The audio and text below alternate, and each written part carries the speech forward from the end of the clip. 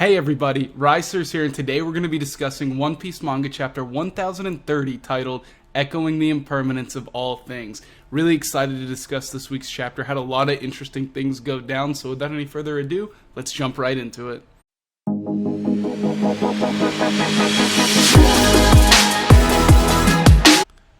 The cover page this week depicts Brook hanging out with some soldier ants. Now, these guys looked a lot like the same ones that we saw in the movie Strong World when Brook cuts them up at the beginning, and this got me thinking, we know we've got an announcement coming with the release of the 1000th episode of One Piece, and this is a callback to Strong World, one of the more recent One Piece movies, so maybe Oda's hinting here that that announcement could be a new One Piece movie. I know I'm always itching for a new One Piece movie. They're always so good, and I mean, it's kind of in that season right now. We've got a Jujutsu Kaisen movie coming out in December, so I'd really like to see a new One Piece movie get announced. Maybe they'll announce it with that episode, and then it'll come out like next summer. That'd be a great way. A nice summer One Piece blockbuster. Ooh, that would be awesome. Now, we kick the chapter off with a nice little conversation between Drake and Apu, and Apu's like, alright, you're a Navy spy or something like that. Doesn't matter. I don't care. I don't care about where your loyalties align. Not important. Let's just assess the current situation. All these people are fighting each other. They're all pushing past their limits, expending everything, laying it all on the line. They're going to be beaten down right now, right? Kaido can be defeated. Whether he loses to Luffy or not, they're going to be tired. They're going to be worn down. Everyone's going to be at death's door. We can scoop in when everyone is tired, take them all out, and take victory for ourselves. And it's honestly a really... I like the plan, Apu. Like, good thinking. He's pulling a nice little Capone from Whole Cake Island, and you know what? Someone's got to do it. Like, why not? It's a good idea, and we get to meet the last three numbers here. Inbi, Fuga, and Zonky. Now, Inbi, whew, he's the guy on the far right here with the mustache. Looks like Satan or the devil or something. This is a badass looking dude right here. I like him a lot. He looks cool. Fuga and Zonky, they look fine too. Just more traditional, what you would expect from the numbers. They just look like belligerent drinkers. But Inbi here, he looks pretty studly. I have high hopes for him. I'm hoping that these guys, really show more of the strength of the numbers. The other ones kind of got defeated pretty easily. We didn't see too much from them. So I'm hoping these guys can show out and really make us be like, oh, okay, you know what? Some of the numbers were kind of pushovers, but these guys aren't. And it would make sense, too, because these are 1, 2, and 3, and it would make sense that they would be ordered in terms of strength, right? So high hopes for these guys, particularly Inbi. He just looks fucking studly. But Drake sits here and he's like, alright, Apu, shut up. You think there's any world where I would trust you? Like, this is not gonna happen. And Apu's like, whoa, who said anything about trust? You don't have to trust me. The only question you need to ask yourself is, does taking out Kaido sound like something you want to do? Do you want to take victory here, or you want to stand on the sidelines? Drake's not going to 1v4 these guys. Whether or not he's stronger than Apu, equal to, maybe weaker, hard to say, but with these three numbers here, he can't take him out. And if you're Drake, you know what? This is beneficial for Sword, right? Call in some backup, say, listen, alright, here's what I'm doing. Send in Kizaru, send in Green Bull, Fujitora, whoever's available, whoever's not dealing with anything right now, send them over, because look, I'm teaming up with Apu. We're going to swoop in once everyone's tired from the battle, take everyone out, and then we can capture 2 Yonko and 3 of the most promising supernova. Fucking Luffy, Law, and Kid and all of their crews. This is a huge win for Drake, so I hope he takes it, honestly. I see it as an absolute win for him. Now, we cut away from this, and we get to see Nami and Usopp's group running through the castle. They're coming down the stairs into the first floor, and they run into this weird leg monster. And no surprise here, reminds us very much of Punk Hazard when we first met him. It's Kinemon. Now, this is really interesting because I really wanted him to be dead, and I know we all did. It's so sad to see Oda do this again, giving him the will of K this time, instead of the will of P for Pell and Pedro, but I mean, this is one of those things that we need to reserve our judgment on, right? Whether or not this is good, we won't know until it plays out. This means, to me, what I see this as is Oda still has a role for Kinemon to play, right? What that role is, we don't know. In the short term, we're sitting here reading this and we're like, oh, man, we hate it because we know Oda is hesitant about killing characters, but it's also like, it's explained pretty well. You know, after the confusion dies down, we have Kinemon basically explaining, hey, I found some allies, I need you guys to help me, and they're happy to help. Hamlet has a little moment here where he's like, oh, the people love me, because they jump on his back to go make their moves with him, and we get to see that Kinemon has found Kiku barely alive, much similar to himself. He's just kind of laying here on death's door now. He has this little moment where he's like, the reason I'm still alive is because I was never properly reattached, which, take away your opinions on him being alive, it's a pretty valid explanation. We never saw a scene where Law was like, reattached. Not that that's really ever something we've seen him do, but Kinemon, when he was in Punk Hazard, reattached his body in the sense that he found the pieces and he put them back together himself, versus Law actually doing it with his power to seal it.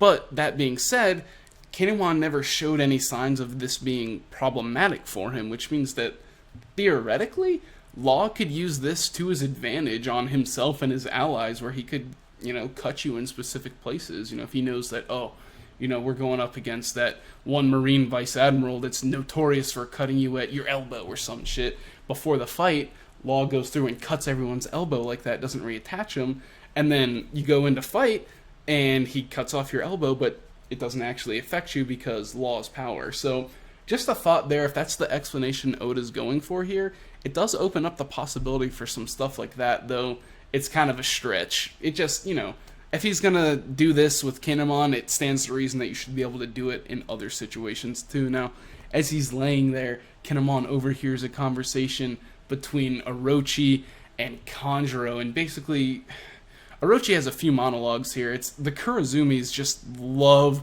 to monologue. It must be something to do with the bloodline, because these guys are just crazy for it. They love their monologues.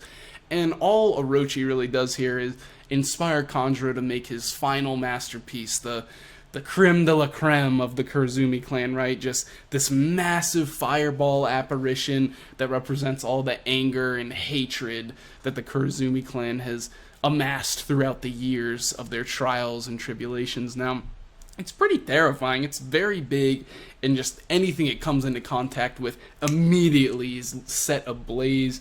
The entirety of Onigashima begins to freak out. They're like, okay, guys, there's like a flaming ghost in the castle. This is very, very bad. It's going through the walls. If the castle's a sea of flames, what is going to happen here? Like, someone do something. Please, please. And while this is happening, we get to see that Momo is actually successfully, but slowly, nevertheless successfully, building up the flame clouds to hold up Onigashima. That 5-minute timer, you know, with the apparition now, it probably is still about the same, because it's pretty close to the basement floor, but at least now we can worry less about Onigashima falling and causing an explosion. Now we can, okay, people can go and deal with Kazenbo. Like I said, you know, Nami's group is close by, Yamato's getting nearby too, so, you know, we have people that can deal with the Kazenbo. Looks like Momo's going to be able to deal with Onigashima falling. Things are looking up in that regard. Now, we get to cut away and see a few panels of people just running through the castle doing their thing.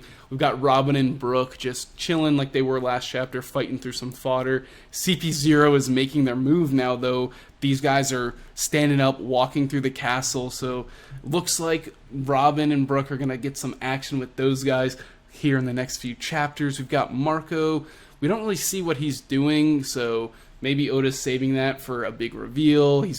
I feel like Marco can do at least one more big thing in this arc, you know, just to really stand in as that legacy, the first division commander of the Whitebeard Pirates. I know he's got more stuff he can do. We get to see Izo and Kawamatsu just stanced up, looking cool, and then we get some awesome shots of Sanji versus Queen, Zoro versus King, and Luffy versus Kaido. That Kaido looking particularly menacing. He clearly just launched off some type of fire blast attack, looking cool. And now we end with, yet again, one final monologue from damn Orochi. The Kurozumis just love it. And basically he's just outlining his plan here. He's like, alright, Fukurokuju, come to me. We're going to leave. The apparition has been formed. Kanjuro's played his final role. Let's just let all these pirates deal with each other while we leave and the whole castle blows up. So that's kind of where we're at with Orochi. He's planning on leaving. He's happy to just let the castle burn and implode on itself, but we know that the rest of our guys will not let something like that happen.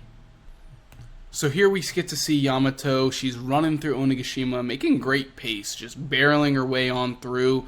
She's trying to figure out the quickest way she can get down to the basement, to the armory, and figure out some way to prevent the explosion with whatever powers she may have that can help her. Now, as she's running through, we see a massive Ikoku sovereignty from Big Mom. Just this huge fucking way. It looks like a Kamehameha. It's so massive.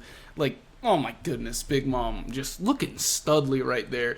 And the fact that she just casually lets off these massive Ikoku sovereignties, it's insane. Big Mom is a terrifying force. Like, she's insane. And we see Kid's little Gundam thing that he pulled out on the rooftop at the beginning of the battle, and it's kind of getting blown away by this attack, and he's falling to the ground, and Big Mom comes through the debris, and it's like, alright, looks like you're first, Kid, let's do this. You're going down, and she's coming in on him. He's falling, the Gundam's kind of broken apart around him. He's like, uh-oh. But he thinks back, and he's having a little conversation in flashback here with Law. And he's like, yo, are your powers awakened? And they both have the same thing to say about their awakenings here. They, yes, can use it, but they're not very comfortable with it. It's a huge stamina drain, and basically, once they use their techniques, the battle's over, because it takes the last of whatever energy they have, just gets drained from them. So it's like, this is only to be used for a last resort, but Kid's like, alright, let's do it. We'll just do a tag team battle. We'll do it at the same time, mine and yours together. This should be able to do it for us. It's the final card that we have. There's nothing else. Like, nothing is happening with what we've been doing. We gotta do something else here. And Law is stanced up behind Big Mom, looking like a fucking assassin here, and he goes, Kroom, which is his awakened version of Room. This allows him to apply it to his blade with a technique he calls anesthesia, and then he jumps down and stabs the blade through Big Mom. Now, stabbing her is not like the effect of his awakening, right? This is just to initiate it, right? So he stabs her through. This doesn't do any damage, but then he activates Shock Vil, which is a massive internal damage attack that Law is able to do. And it's really good to see Law getting a technique like this, very similar to the, like, what were they called? The supersonic scythes, or whatever Killer did on the rooftop, where he did what looked like internal damage to Kaido.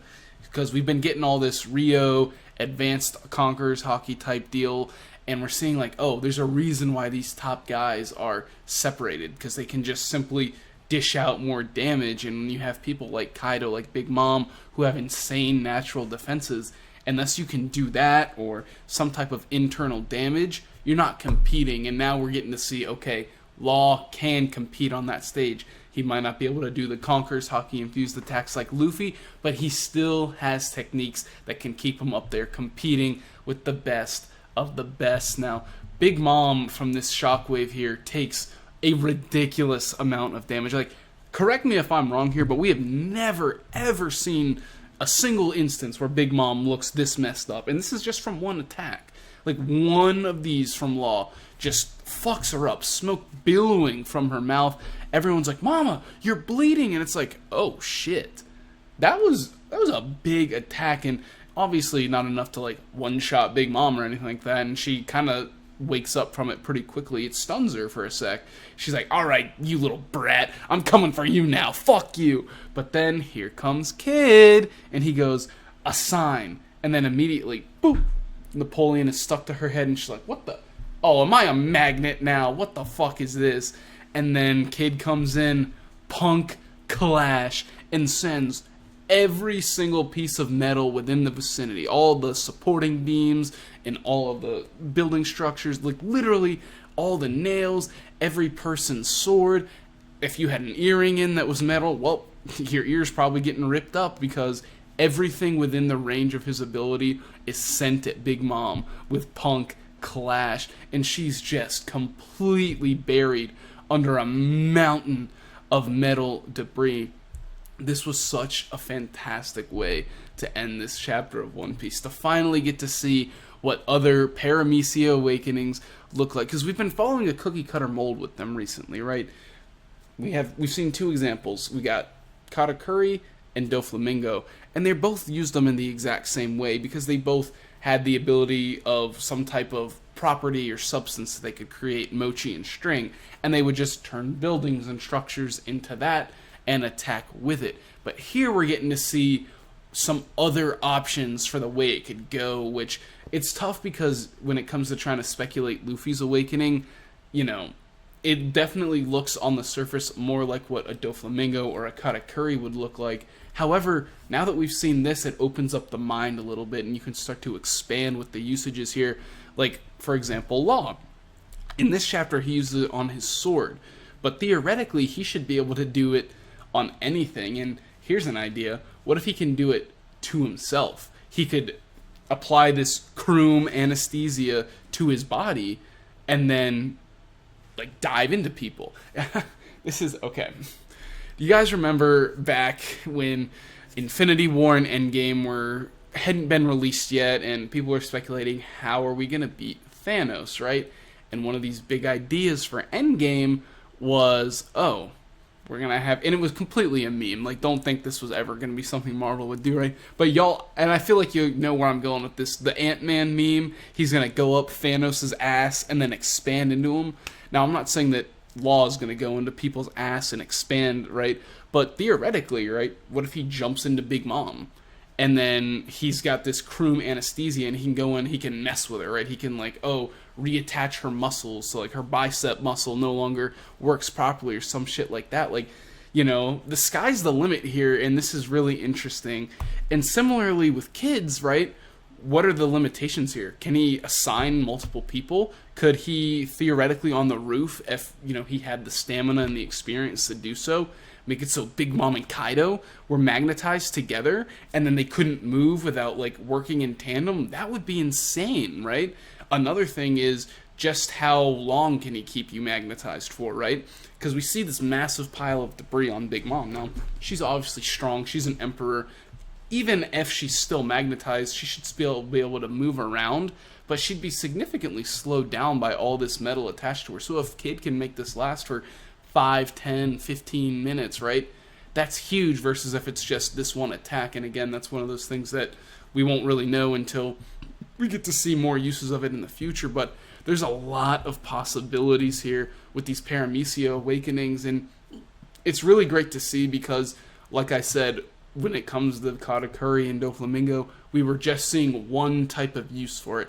But now that we're seeing more, it kind of opens up our minds to what Oda's thinking about for Awakenings, which can help us get the ball rolling on some theories for Luffy, get some theories going on some more things that Law and Kid can do, and helps us brainstorm any other Paramecia, because we're finally seeing diversity of use with Awakenings. Super important. Awakenings are one of those things that we've always been curious and wondering about, and we're finally at that stage of the series where we get to learn more. So exciting, and cannot wait for the next chapter of One Piece. Alright, that's going to do it for me today, guys. Thank you so much for watching. Make sure to like the video if you did. Be sure to leave some comments below discussing some of your thoughts on this week's chapter. And make sure to subscribe for more anime and manga content, and I'll see you in the next one.